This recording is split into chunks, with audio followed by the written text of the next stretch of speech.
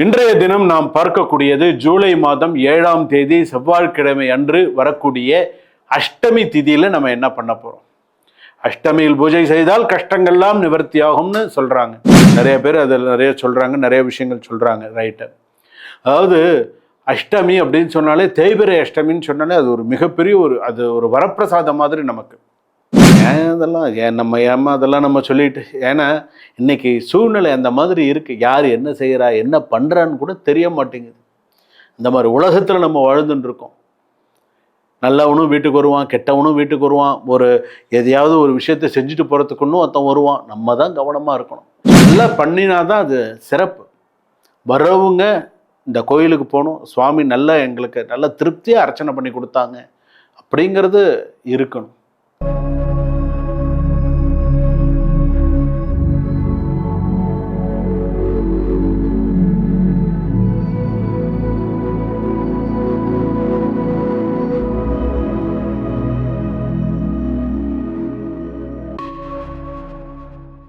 ஆன்மீக பரிகார நேயர்கள் அனைவருக்கும் அன்பான வணக்கங்கள். இன்னைக்கு நம்ம யாரை சந்திக்க வந்திருக்கோம், என்ன விஷயத்தை பற்றி தெரிஞ்சுக்க வந்திருக்கோம் அப்படின்னு பார்த்தீங்கன்னா, நிறைய நமக்கு ஆன்மீக தகவல்கள், பூஜை முறைகள், பரிகார பூஜை முறைகள் சொல்லக்கூடிய மக்கள் ஜோதிடர், நிறைய ஹோமங்கள் பண்ணக்கூடிய, அதாவது உங்களுக்கு இருக்கக்கூடிய பிரச்சனைகளுக்கான ஹோமங்கள்.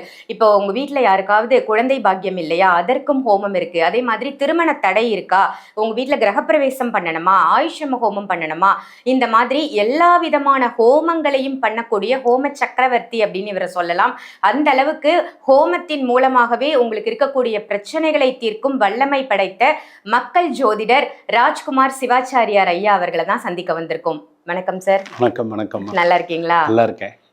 உங்க பதிவுகள் எல்லாம் ரொம்ப அருமையா இருக்கு. நிறைய நல்ல விஷயங்கள், நிறைய புராதன கோவில்களை பத்தி மக்களுக்கு எடுத்து சொல்றீங்க. நிறைய பேருக்கு இந்த கோவில் போனா நமக்கு இந்த பலன் கிடைக்கும் அப்படிங்கறதே தெரியாம இருக்காங்க.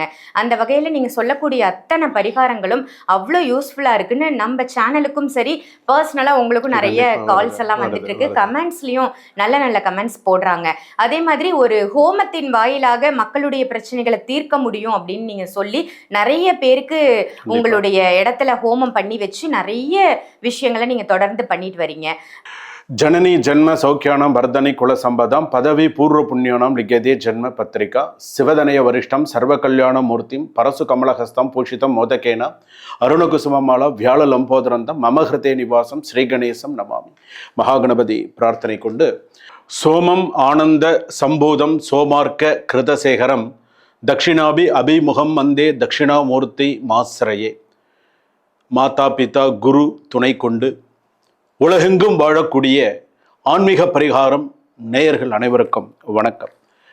நான் உங்கள் மக்கள் ஜோதிடர் டாக்டர் வி ராஜ்குமார் சிவாச்சாரியார் பேசுகிறேன். எல்லாரும் எப்படி இருக்கீங்க? நலமா இருப்பீங்க நம்புறேன். இன்றைய தினம் நாம் பார்க்கக்கூடியது ஜூலை மாதம் 7ஆம் தேதி செவ்வாய்க்கிழமை அன்று வரக்கூடிய அஷ்டமி திதியில நம்ம என்ன பண்ண போறோம். அஷ்டமியில் பூஜை செய்தால் கஷ்டங்கள்லாம் நிவர்த்தியாகும்னு சொல்றாங்க. நிறைய பேர் அதில் நிறைய சொல்றாங்க, நிறைய விஷயங்கள் சொல்றாங்க. ரைட்டு. அதாவது அஷ்டமி அப்படின்னு சொன்னாலே, தேய்பிறை அஷ்டமின்னு சொன்னாலே அது ஒரு மிகப்பெரிய ஒரு வரப்பிரசாதம் மாதிரி நமக்கு. சில பேர் பார்த்துருக்கீங்களா, தேய்பிறை அஷ்டமியில் பைரவருக்கு அபிஷேகம், தேய்பிறை அஷ்டமியில் பைரவருக்கு வில்வத்தினால் அர்ச்சனை, மாதுளை முத்துக்களால் அர்ச்சனை, செவ்வாழை பழம் சுவாமிக்கு நைவேத்தியம், பிரீதி, ரொம்ப பிரீதி. ரக்தாபலம் அப்படின்னு சொல்லுவாங்க, ரக்தாபலம்னு சொல்லுவாங்க. அது ரொம்ப சிறப்பு. செவ்வாழைப்பழம் சுவாமிக்கு நிவேத்தியம் பண்ணுறது ரொம்ப சிறப்பு. அத்தர் புணுகு ஜவ்வாது சுவாமிக்கு சாத்துறது அவ்வளவு சிறப்பு.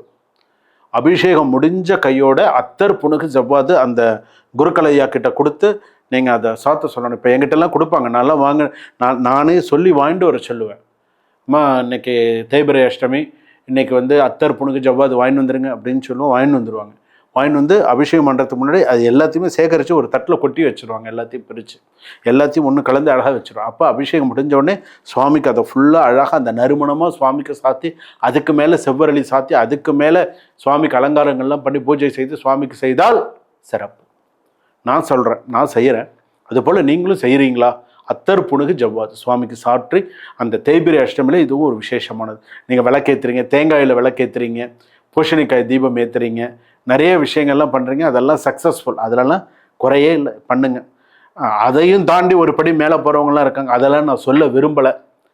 ஏன்னு கேட்டால் அது வேண்டாம், அது சொல்ல விரும்ப வேண்டாம், அதுக்கு நம்ம அந்த டாபிக்குள்ளேயே போக வேண்டாம்.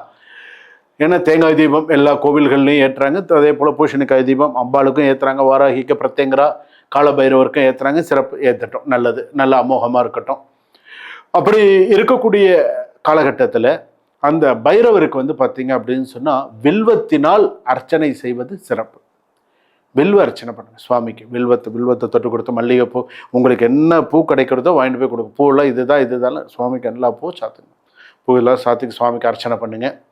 வில்வத்தினால் அர்ச்சனை பண்ணுங்க. திருதலம் திருகுணாகாரம் திரிநேத்திரஞ்ச திரையாயுதம் திருஜன்ம பாப சம்ஹாரம் ஏக வில்வம் சிவார்ப்பணம். திருதலம் 3 தலம் உள்ள திருதலம், திருகுணாக்காரம் 3 குணம் உள்ள திருதலம், திருகுணாக்காரம் 3 குணம் உள்ள திருநேத்திரஞ்ச 3 கண் யாருக்கு இருக்கு? சிவபெருமானுக்கு இருக்கு. திருநேத்திரஞ்ச திரையாயுதம் திருஜன்மன்னா 3 ஜென்மத்துல திருஜன்ம பாப சம்ஹாரம் ஏக வில்வம்னா ஒரு வில்வம், ஏக வில்வம் சிவார்ப்பணம். அப்போ நான் சொல்றது இந்த வில்வாஷ்டகத்துல ஒரு ஸ்லோகம் மட்டும்தான் நான் சொல்றேன். அப்போ இந்த ஒரு ஸ்லோகத்துக்கே நான் இவ்வளவு அர்த்தம் சொல்றேன்னு சொன்னா அடுத்தடுத்த ஸ்லோகத்துக்கு எவ்வளவு அர்த்தங்கள் இருக்குங்கிறத நீங்களே யோகிச்சு பாருங்க. அப்போ இந்த சுவாமிக்கு அந்த வில்வ அர்ச்சனை செய்வது, பைரவருக்கு செய்யறது அவ்வளவு சிறப்பு. பயம் இல்லாமல் வாழலாம். அஷ்டமியில பூஜை செய்தால் கஷ்டங்கள் தீரும், பைரவரை வழிபாடு செய்தால் பயம் இல்லாமல் வாழலாம். நமக்கு ஒரு எவனோ நமக்கு கெடுதல் செஞ்சிருவானோ, நமக்கு ஆஃபீஸில் நம்ம போகிறோம், பக்கத்தில் இன்னைக்கெல்லாம் யாருங்க, அக்கம் பக்கத்துலலாம் இன்னைக்கெல்லாம் யாருங்க, சில இடத்துல மட்டும்தாங்க, சில இடத்துல ஒரு சில இடங்களில் ஒரு சில இடத்துல தான் அந்த அந்யுன்யம், ஒரு நட்பு, ஒரு நட்புணர்வு, ஒரு சில இடத்துல மட்டும்தான் அந்த சந்தோஷங்கள்லாம்.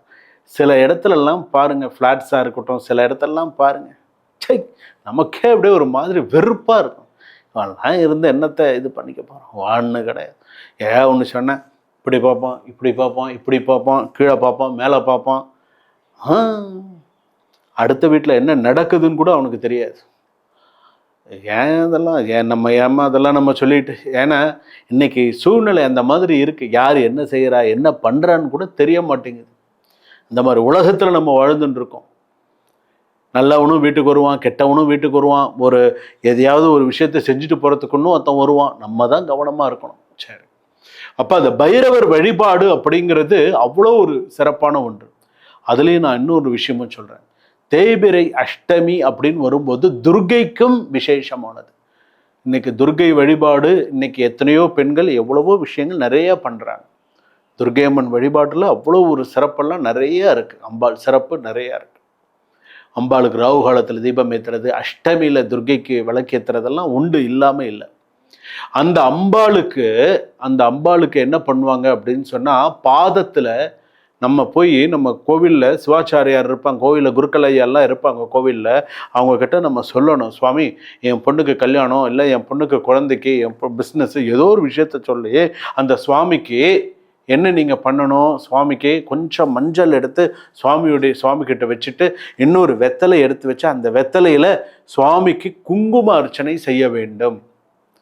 குங்கும அர்ச்சனை செய்ய வேண்டும். நல்ல சங்கல்பம் பண்ணி என்ன சொல்லணுமோ அதெல்லாம் அந்த சங்கல்பத்தில் சொல்லி குங்கும அர்ச்சனை செய்ய வேண்டும்.